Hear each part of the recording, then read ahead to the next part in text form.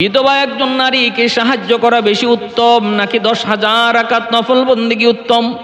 নবী কয় 10,000 20,000 নয়, 30,000 নফল বন্দেগীর চেয়েও বেশি উত্তম একজন বিধবা নারীর পাশে দাঁড়ানো, তারে সাহায্য করা। ভাইরা বন্ধুরা, এই সাহায্য বলতে কোন সাহায্য? এই সাহায্য বলতে একজন বিধবা নারী স্বামী মারা গেছে, স্বামী নাই, ভাইরা বন্ধুরা, অথবা তালাকপ্রাপ্তা কোনো নারী, সেও বিপদগ্রস্ত। এমন একজন নারী যদি তোমার সামর্থ্য থাকে তারে বিয়ে করা, সামর্থ্য থাকলে তারে বিয়ে করা, এর মাধ্যমে তার একটা বড় উপকার, বড় সাহায্য। আর একটা হলো প্রয়োজন, অভাবের মধ্যে পড়ছে, টাকা পয়সা দিয়ে তারে সহযোগিতা করা। এখানে যে সাহায্যের কথাটা আসছে, এটা বিবাহের মাধ্যমে, বৈধ পন্থায় একজন বিধবা নারীকে বিবাহ করার মাধ্যমে সমাজের বিত্তবান যারা, সে যদি একটু সাহায্য করে, তা আল্লাহ পাকের কাছে এটা কত দামি। মায়ার নবী কয় 30,000 নফল বন্দেগীর চেয়েও বেশি সওয়াব। আমাদের সমাজে এটারে নেগলেক্ট করা হয়। বিধবা বিবাহ করা, তালাকপ্রাপ্ত মেয়ে বিয়ে করা, এটাকে সমাজে নেগলেক্ট করা হয়। কিন্তু না, নবীর যুগে, রহমতের যুগে, নবীর সাহাবীদের যুগে, সোনালী যুগে এটাকে কখনো খারাপ দৃষ্টিতে দেখা হতো না।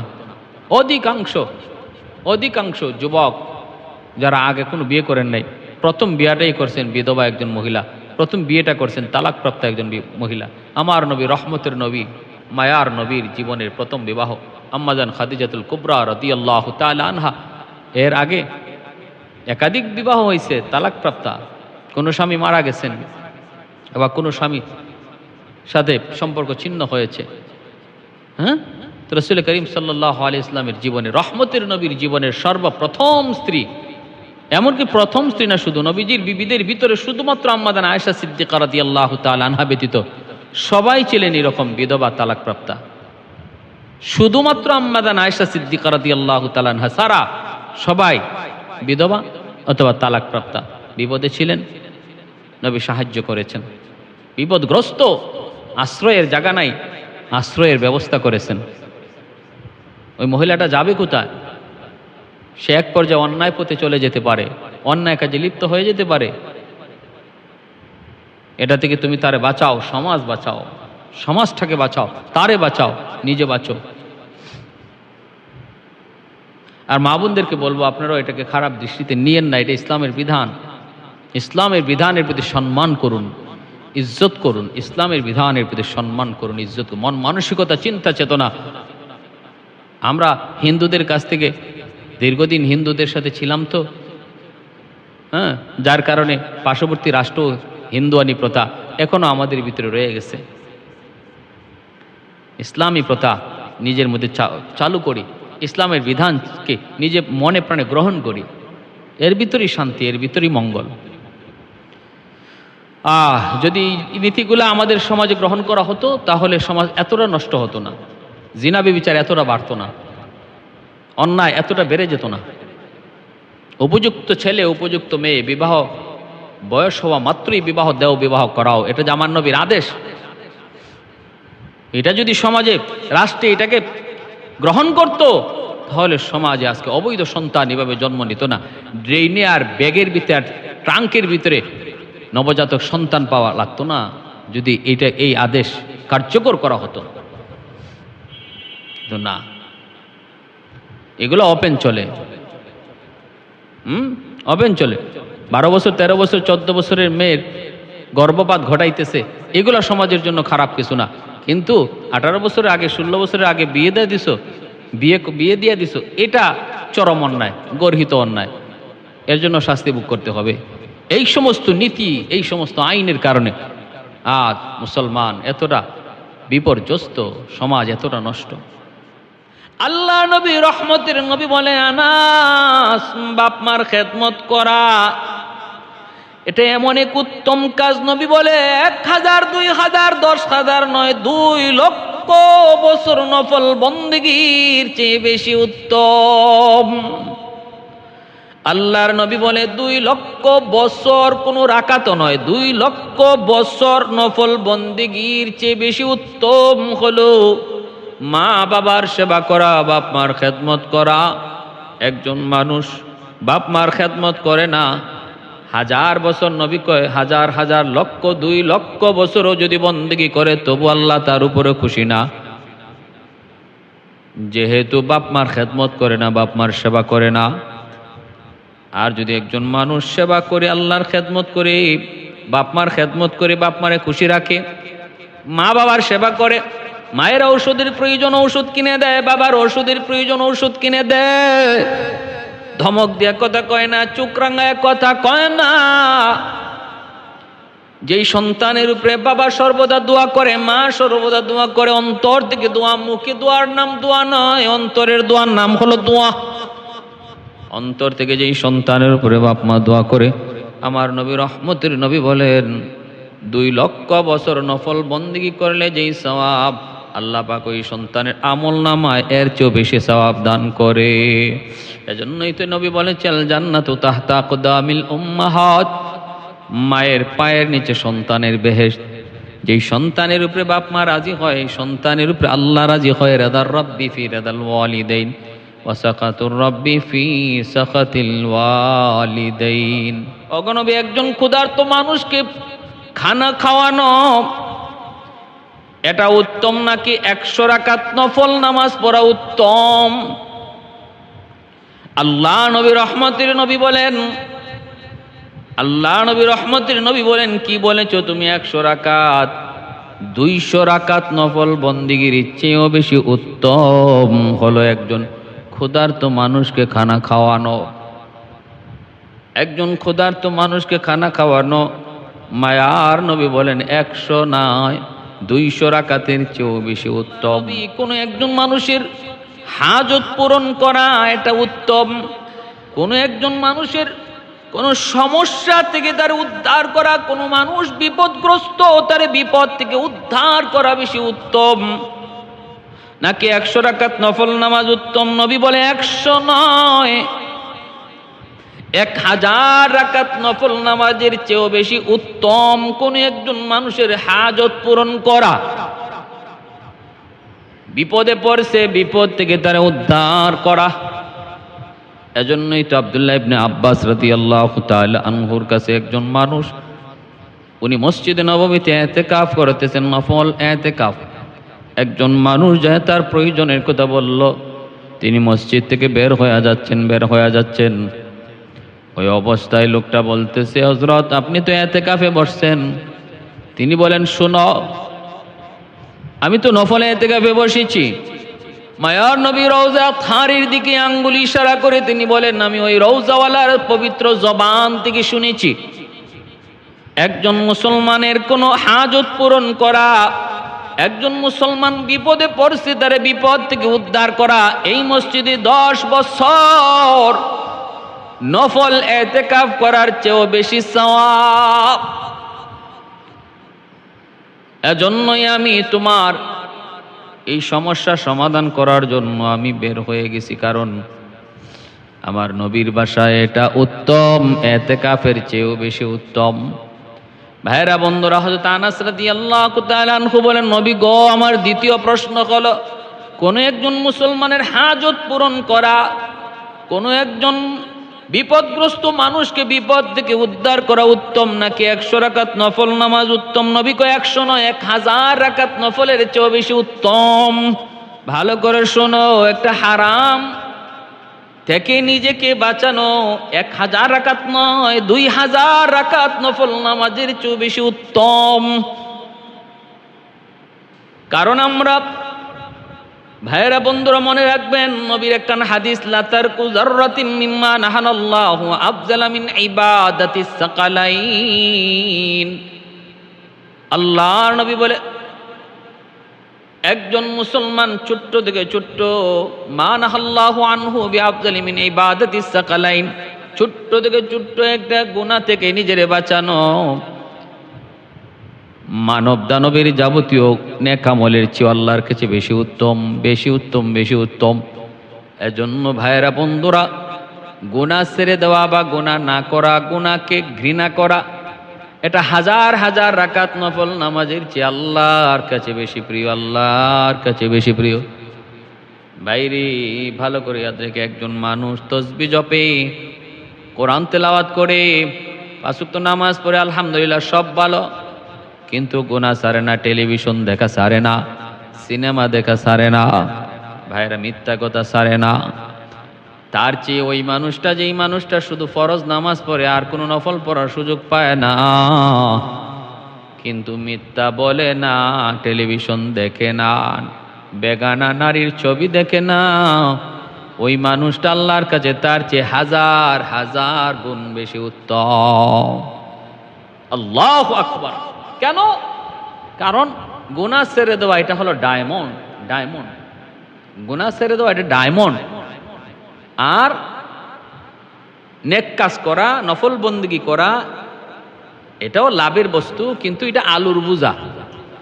একটা আলুর বোঝা মাথায় নিয়ে বাজারে লাভ করতে যতটুকু কষ্ট আর যতটা আলু লাগবে, ছোট্ট একটা ডায়মন্ড লয়ে যদি কেউ বাজারে যায়, এটা হাজার আলুর বস্তার চেয়ে বেশি দাম পাবে। গুনাহ ছেড়ে দেওয়া, গুনাহ না করা, হয়ে গেলে খাটে দিলে তওবা করে চোখের পানি জড়ানো, এটা যেন সে পকেটে ডায়মন্ড নিয়ে ঘুরতেছে, ডায়মন্ড নিয়ে ঘুরতেছে। যুবক, এজন্য বলি যুবক, হাতের মোবাইলটারে ফালাও, হাতের মোবাইলটারে ফালাও। গুনার কারণে চেহারা নষ্ট হয়, চোখের জ্যোতি নষ্ট হয়, গুনার কারণে হায়াতের আয়ু কমে যায়। গুনাহ কত দুনিয়ার কত ক্ষতি করে। যে সময়টা অবসর পেয়েছো, ঘুমানো, ঘুমানোর মধ্যে কাজে লাগাও। যে সময়টা তুমি এখন অবসর পেয়েছো, ব্যস্ততা থেকে মুক্ত হয়েছো, এই সময়টাতে ঘুমে কাজে লাগাও, শরীরে উপকার দেবে। আর এই ঘুমটাও নিয়ত করো, আল্লাহ এই ঘুমাইতেছে অসুস্থতার জন্য, যেন তোমার বন্দেগী করতে পারি। পুরা ঘুমটারে আল্লাহ নফল বন্দেগীর ভিতরে ঢুকাইয়া দিবে। ঘুমটাও তোমার ইবাদত হয়ে যাবে। আল্লাহ আমি ঘুমাইতেছি সুস্থতার জন্য, আর সুস্থতা কেন? তাও তোমার গোলামি করার জন্য। কারণ অসুস্থ অবস্থায় তো তোমার গোলামি সহিভাবে করা যায় না। আল্লাহ সুস্থতার নিয়ামত চায়, যেন সহিভাবে তোমার গোলামি করতে পারি। এই সুস্থতার জন্য যত আসবাব আমরা ব্যবহার করব, খানা খাবো, এই সুস্থতার জন্য ঘুমাবো, এই সুস্থতার জন্য গোসল করব, এই সুস্থতার জন্য আমি একটু খেলাধুলা করব, এই সব কিছু আল্লাহ পাক ইবাদতের ভিতরে, নফল বন্দেগীর ভিতরে আল্লাহ ঢুকাইয়া দিবে। কারণ এই সুস্থতার নিয়ত করেছি আল্লাহর বন্দেগী। ইন্নামাল আমালু বিন্নিয়াত। ভাইরা বন্ধুরা, এজন্য বলতেছিলাম, হযরত আনাস রাদিয়াল্লাহু তাআলা আনহু বলেন, নবী গো, একটা হারাম গুনাহ থেকে বাঁচা এটা আল্লাহর কাছে বেশি প্রিয় নাকি হাজার রাকাত নফল বন্দেগী আল্লাহর কাছে বেশি প্রিয়? নবী বলে 1000 নয়, 2000 রাকাতের চেয়ে বেশি উত্তম আল্লাহর কাছে একটা গুনাহ থেকে নিজেরে বাঁচায় রাখা। 4 নাম্বার তিনি বলেন, ইয়া রাসূলুল্লাহ, গীবত করা বেশি, গীবত থেকে বাঁচা বেশি উত্তম, গীবত থেকে বাঁচা বেশি উত্তম নাকি 1000 রাকাত নফল নামাজ উত্তম? নবী কয় 1000 নয়, শুধু রে আনাস, গীবত এমন এক খতরনাক কবিরা গুনাহ, এই গীবত থেকে বাঁচা এটা 10,000 রাকাত নফল বন্দেগীর চেয়েও আল্লাহর কাছে বেশি উত্তম। 10,000 রাকাত নফল বন্দেগী কয়জনে করি? কয়জনে? আমার গীবত চলতেছে, গীবতের আলোচনা উঠছে, ওই মুহূর্তে আমি এখান থেকে সরে গেলাম বা বাধা দিলাম, ভাই বন্ধ করেন। আপনার কথায় যদি সে গীবত করাটা বন্ধ করে দেয়, মায়ার নবীর হাদিস অনুযায়ী 10,000 রাকাত নফল নামাজ পড়লে যেই সওয়াব হইতো, এই সওয়াব আল্লাহ আপনার আমল নামার সাথে সাথে দান করবে। যে আপনার বাধা দেওয়ার কারণে এখানে গীবতের আলোচনাটা হয় নাই, অথবা আপনার মুখে দিল ব্রেনে চলে আসছে গীবত করার, মুখ দিয়ে বের হয়ে যাবে, ওই মুহূর্তে আল্লাহর ভয়ে আপনি জবানটারে বন্ধ করে দিয়েছেন, না আমি গীবত করব না। এই যে মনটারে বুঝাইলেন, বুঝাই গীবত থেকে বিরত থাকলেন না, মায়ার নবীর হাদিসের ভাষায় 10,000 রাকাত নফল নামাজ পড়লে যেই সওয়াব হইতো, এই সওয়াব আল্লাহ সাথে সাথে আপনার আমল নামায় লিখে দেবে। সুবহানাল্লাহ।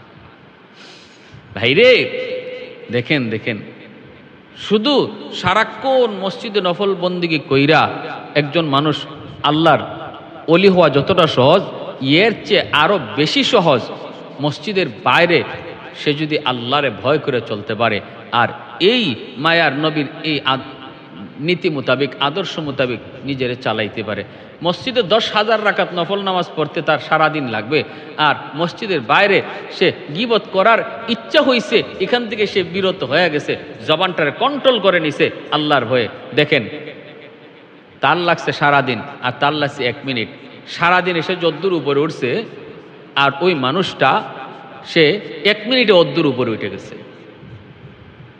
এজন্য আল্লাহ নবী বলেন,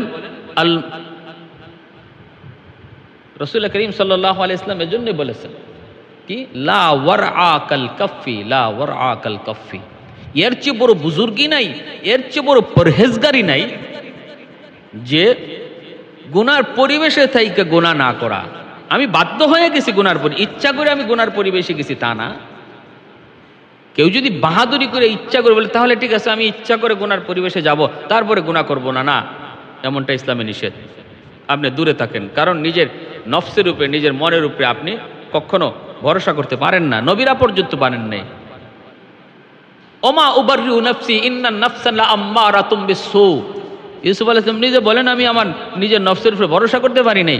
সেখানে আপনি ভরসা করেন কেমনে? হ্যাঁ, বাধ্য হয়ে গেছেন কোনো কারণে, কোনো কিসে পয়রা, হ্যাঁ, আপনি জানেন না, এমন অবস্থায় আপনি একটা গুনার পরিবেশে চলে গেছেন। ওই অবস্থায় সেখানে যে আপনি গুনাহটা না করা, আল্লাহর ভয়ে গুনাহ না করা, বা গুনাহ করার পর্যায়ে এসে গেছে সেখান থেকে আপনি বিরত হয়ে যাওয়া, এটা আল্লাহ রসুল বলেন এর চেয়ে বড় বুজুর্গি, এর চেয়ে বড় পরহেজগারি আর কিছুই হইতে পারে না। সারা দিন নফল নামাজ, সারা দিন কোরআন তেলাওয়াত, সারা রাত তাহাজ্জুদ, এটাও এর চেয়ে বড় পরহেজগারি হতে পারে না, এর চেয়ে বড় পরহেজগারি হতে পারে না।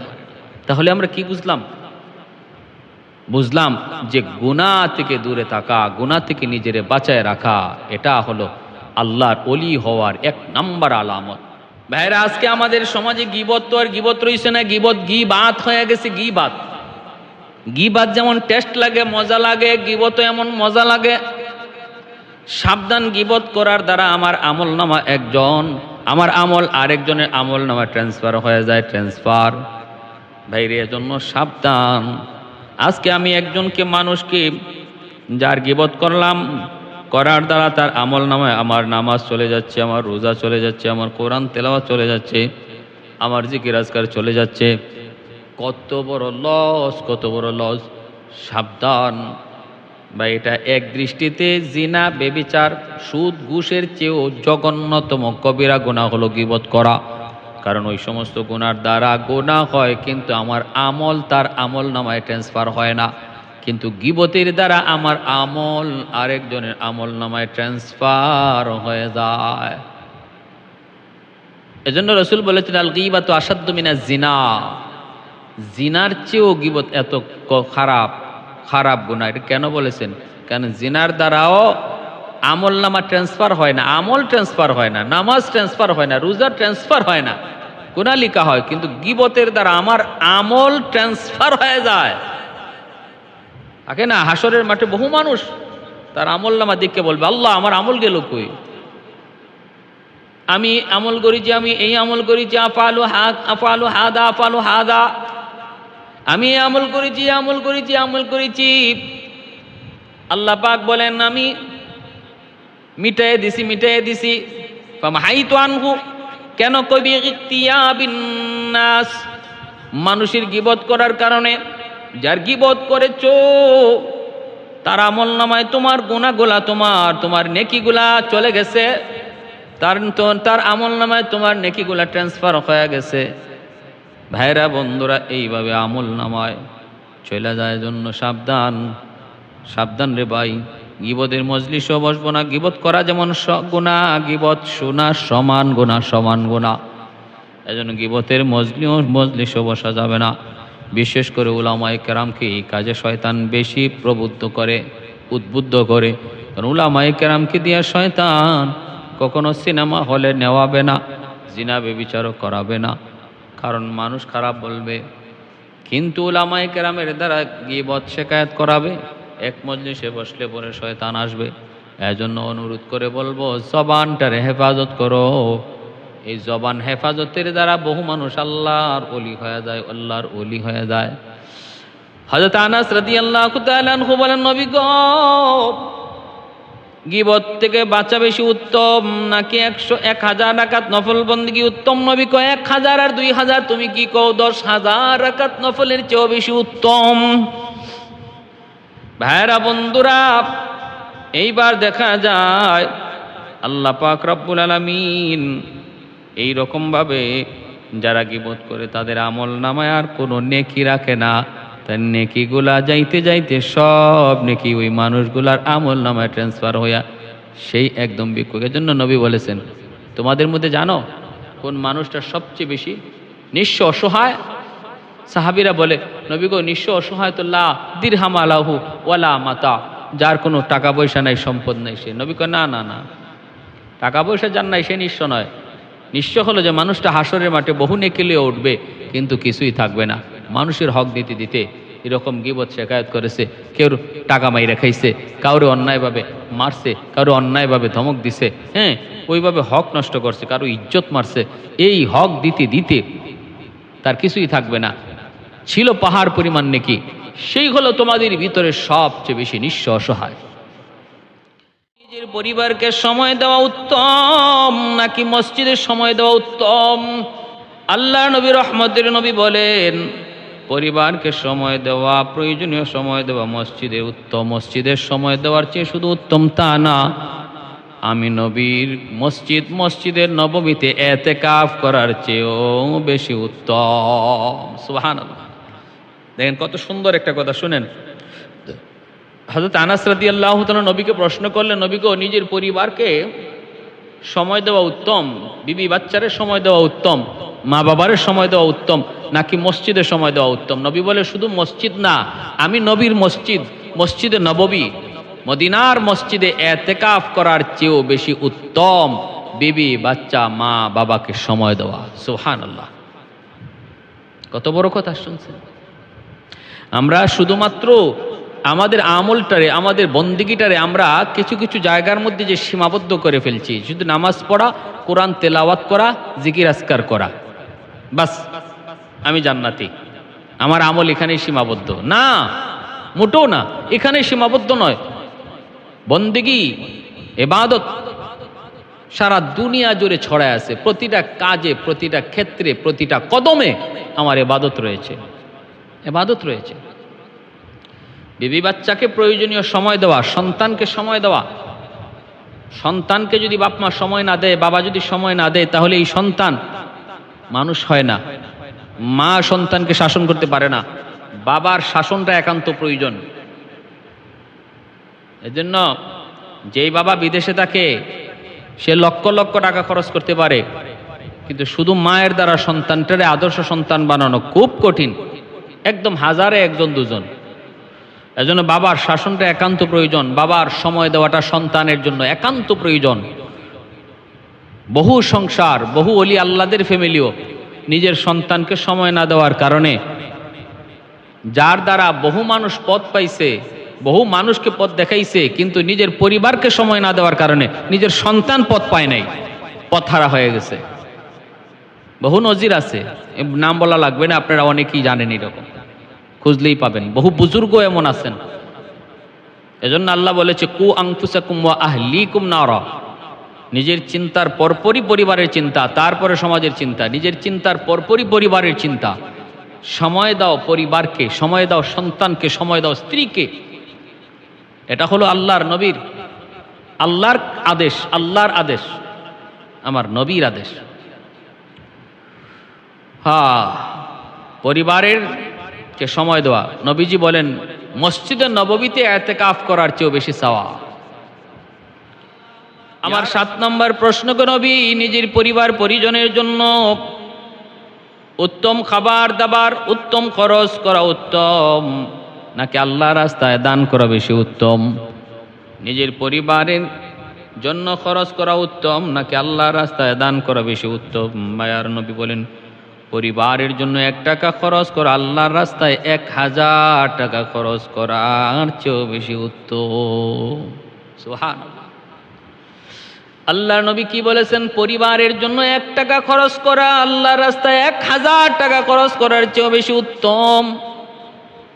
এজন্য পরিবারের প্রয়োজনীয় খরচ এরা পূরণ করতে হবে। আমি বলি না অতিরিক্ত, সাবধান, অতিরিক্ত খরচ নয়, প্রয়োজনীয় খরচ, প্রয়োজনীয় খরচ। আমি আমার পরিবারের প্রয়োজনীয় খরচ পূরণ করতে যদি আমার যা লাগে সেটা আমার থাকতে হবে, আমি রাখবো। এর বাহিরে যদি থাকে সেটা আমি আল্লাহর রাস্তায় মসজিদ মাদ্রাসায় দান করব। প্রয়োজনীয় খরচের বাহিরে আমি মসজিদ মাদ্রাসায় দান করব।